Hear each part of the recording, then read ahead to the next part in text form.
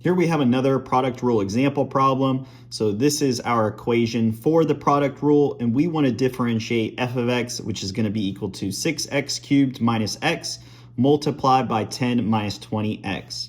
So the first step in solving this example problem is we want to identify what our f of x and g of x terms are. So we know that the first term, 6x cubed minus x, is going to be our f of x term. And we know that the second term, 10 minus 20x, will be our g of x term. And we're going to use these functions to take derivatives of and then plug it into our formula. So the second step is we want to take derivatives of those f of x and g of x functions. So we can use the power rule to differentiate f of x, so we'll get 18x squared minus 1, and then we can use the power rule for g of x to get negative 20 as well. The next step is to plug in these expressions into our formula. So we have f prime times g, or 18x squared minus 1 times 10 minus 20x, and then we have f times g prime, so we have 6x cubed minus x multiplied by negative 20, which was that g prime term.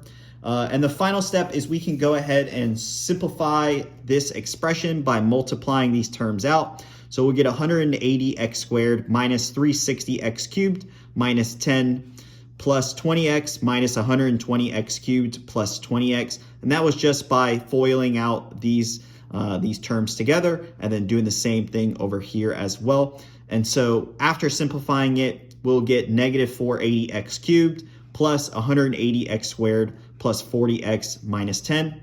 Another thing is we can also solve this by using the power rule. So one thing that we can do is we can just simplify these two terms together by foiling them out first. So 60x cubed minus 120x to the fourth minus 10x plus 20x squared. And then we can take our power rule and differentiate this function to get 60 times 3x squared. So that's by doing the power rule here, minus 120 times 4x cubed, power rule over here, minus 10 plus 20x, or 20 times 2x, so that's the power rule here. And then this will simplify to give us the exact same expression we had earlier. It's just another way to solve the example problem. This way we use the product rule, and then this way we use the power rule.